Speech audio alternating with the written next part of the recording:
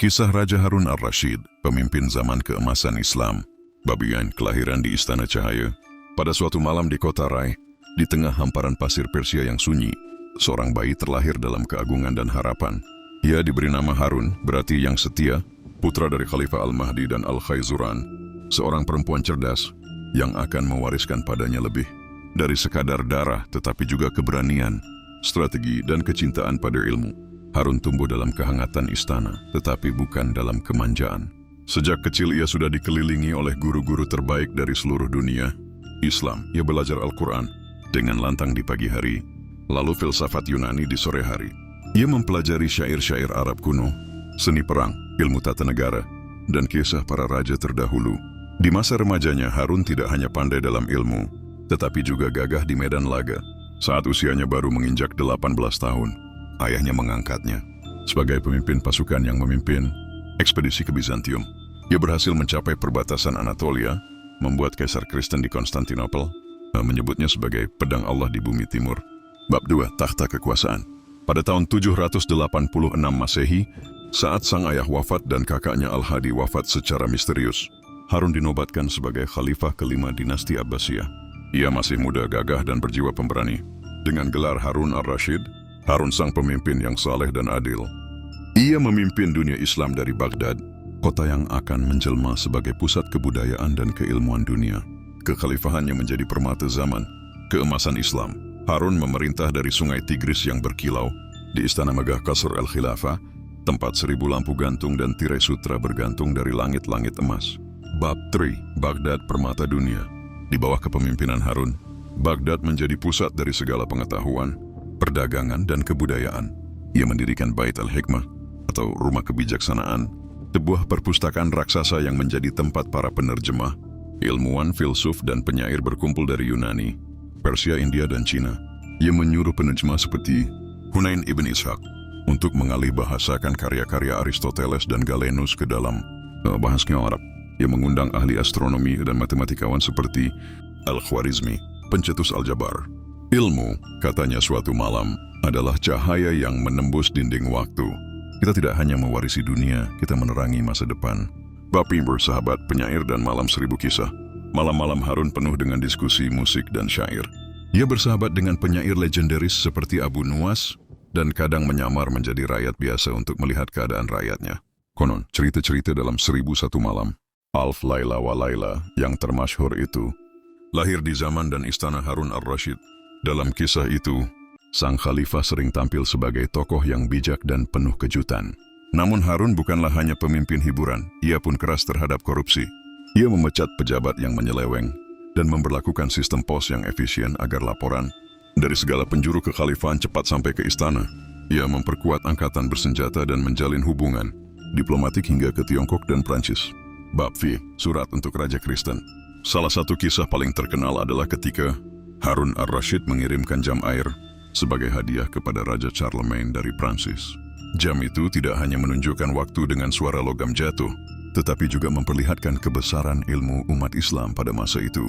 Raja Charlemagne terpesona oleh keindahan dan teknologi Islam, menjalin hubungan persahabatan dengan Harun, dan menjadikan kekhalifahan Abbasiyah semakin disegani dunia. Bab C, Perang dan Damai. Namun tidak semua hari dalam pemerintahan Harun bersinar terang. Di bagian timur, muncul pemberontakan Zindik dan Syiah yang menolak kekuasaan Abbasiyah. Harun pun mengirim pasukan dan mengawasi langsung pertempuran di Khurasan dan Persia. Di Bizantium, ia melanjutkan peperangan yang kadang berakhir damai, kadang membara. Ia adalah pemimpin yang tahu kapan saatnya angkat pedang dan kapan harus merunduk dalam diplomasi. Bab 7, Cinta dan Kesedihan. Di tengah semua kemegahan, Harun adalah manusia. Ia memiliki istri tercinta, Zubaidah, perempuan kuat yang juga dikenal karena membangun kanal dan jalan-jalan untuk jemaah haji dari Baghdad ke Mekah. Dari rahim Zubaidah lahir Al-Amin, putra yang kelak akan menjadi penerusnya, walau takdir berkata lain. Namun dalam hatinya Harun sering didera dilema. Ia mencintai kedua putranya, Al-Amin dan Al-Ma'mun. Namun ia tahu bahwa pertikaian antara mereka bisa menghancurkan apa yang ia bangun. Maka ia menetapkan wasiat, Al-Amin jadi khalifah, Al-Ma'mun jadi wali untuk wilayah timur. Ia berharap damai, tetapi sejarah punya caranya sendiri. Bab itu, Kematian sang pemimpin. Pada tahun 809 Masehi, dalam perjalanannya ke Khurasan untuk memadamkan pemberontakan, Harun jatuh sakit. Dalam udara dingin tus, ia rebah di atas ranjang sederhana, jauh dari keagungan istananya. Ia menatap langit malam yang penuh bintang, lalu berbisik kepada para pengawalnya. Bumi ini luas, tapi kubur hanya satu. Jagalah umat ini dan jangan biarkan ilmu padam. Dengan napas terakhirnya, sang pemimpin zaman keemasan Islam pun wafat. Epilog, warisan yang abadi. Harun ar-Rasyid meninggalkan dunia, tetapi namanya tetap bergema di langit sejarah. Ia dikenang bukan hanya sebagai khalifah, tapi sebagai pelindung ilmu penegak keadilan, dan tokoh yang mengubah Baghdad menjadi jantung dunia. Di perpustakaan dan manuskrip tua, di jalan-jalan Mekah yang dibangun oleh Zubaidah, dan dalam dongeng-dongeng Alf Laila wa Laila, nama Harun selalu kembali. Pemimpin yang membuat langit Baghdad bersinar dan dunia menunduk penuh kagum. Bab Namim, bayang-bayang takdir dan anak-anak sang khalifah, kematian Harun ar-Rasyid, bukanlah akhir dari kisahnya, justru membuka bab baru yang lebih rumit dalam sejarah kekhalifahan. Wasiatnya tentang pembagian kekuasaan antara kedua anaknya, Al-Amin dan Al-Ma'mun, ternyata menjadi sumber luka dalam peradaban yang telah ia bangun dengan cinta dan darah. Setelah jenazah Harun dimakamkan secara khidmat di kota Tus, diiringi tangisan jenderal dan ulama, takhta berpindah kepada Al-Amin, sang anak kandung dari Zubaidah. Di Baghdad, upacara penobatan digelar dengan megah, tetapi di Khurasan yang jauh, Al-Ma'mun, putra dari seorang selir Persia, hanya tersenyum tipis. Mata-mata dari istana melaporkan bahwa Ma'mun menyimpan ambisi besar, lebih besar dari yang diperhitungkan Harun semasa hidup, dan ketika Al-Amin mulai mencabut hak adiknya atas wilayah timur, bara pun menyala. Bab X Perang Saudara. Tahun-tahun setelah wafatnya Harun al-Rasyid menjadi tahun berdarah. Perang saudara pecah antara dua putra sang khalifah. Perang Al-Amin dan Al-Ma'mun adalah pertarungan bukan hanya dua nama, tetapi dua visi. Antara Baghdad yang mewakili aristokrasi Arab dan Khurasan yang mewakili kebangkitan Persia dalam dunia Islam. Baghdad terbakar, menara-menara masjid dihancurkan oleh panah dan api. Ilmuwan melarikan diri. Istana tempat Harun biasa memimpin diskusi filsafat kini dijadikan markas militer. Akhirnya, pada tahun 813 Masehi, Al-Ma'mun menang. Ia mengirim pasukannya menaklukkan Baghdad, menangkap Al-Amin dan dengan tragis memenggalnya. Kepala saudara kandungnya dikirim dalam peti kepada pasukan yang setia padanya, sebagai peringatan sekaligus penutup kisah duka dua saudara. Bab Balas, warisan ilmu dan Bait al-Hikmah. Namun meski kekhalifahan gemetar karena perang saudara, warisan Harun tetap hidup. Bait al-Hikmah terus berkembang, terutama karena Al-Ma'mun, meskipun naik dengan darah, memiliki pemikiran yang sejalan dengan ayahnya dalam hal ilmu dan kebudayaan. Di bawah pengawasan khalifah baru, karya-karya ilmu dari Yunani, Persia, India, dan Cina terus diterjemahkan ke bahasa Arab. Perhitungan bintang oleh astronom, istana menghasilkan katalog yang menakjubkan. Al-Khwarizmi menyusun kitab Al-Jabr wal Muqabalah, cikal bakal aljabar modern. Orang-orang di dunia barat menyebut era ini sebagai kegelapan. Tetapi di Baghdad, lentera Harun terus menyala, menerangi dunia yang luas dengan sains dan akal. Bab 12, Harun dalam legenda. Berabad-abad kemudian, nama Harun ar-Rasyid tidak pernah hilang dari lidah umat manusia. Di negeri-negeri jauh seperti Andalusia, Afrika Utara, hingga Samarkand, kisah tentang Khalifah Agung ini diceritakan ulang dalam bentuk legenda dan syair.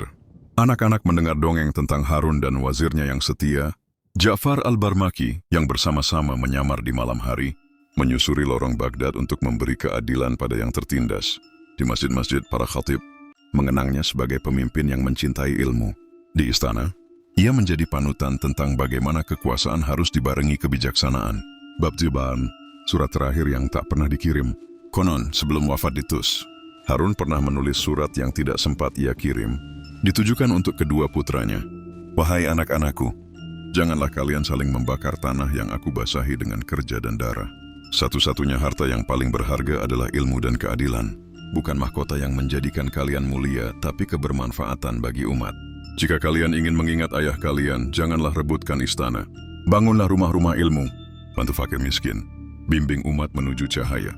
Harun al-Rasyid. Surat itu ditemukan bertahun-tahun kemudian di bawah peti tua di Bait al-Hikmah. Dan setiap kali para khalifah yang datang sesudahnya membaca kata-kata itu, mereka pun terdiam karena mereka tahu Harun tidak hanya membangun kekhalifahan, ia membangun warisan jiwa bagi peradaban manusia. Penutup, cahaya dari timur. Harun ar-Rasyid wafat tetapi kisahnya tak pernah mati. Ia meninggalkan dunia dengan tubuh yang fana, tetapi namanya terukir abadi dalam kitab sejarah dan kalbu umat manusia.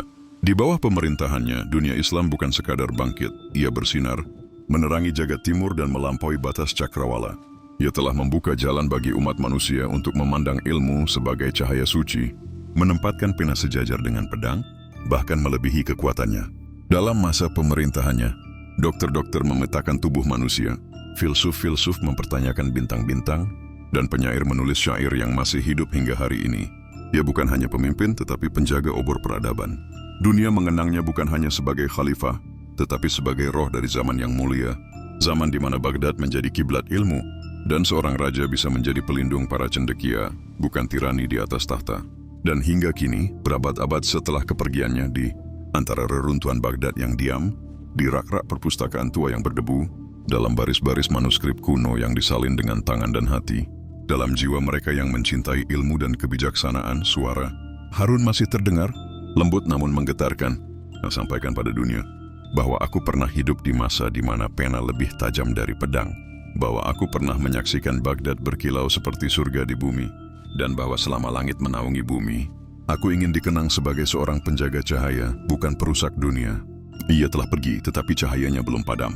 Ia adalah Harun Ar-Rasyid, bintang dari timur yang tak pernah benar-benar tenggelam.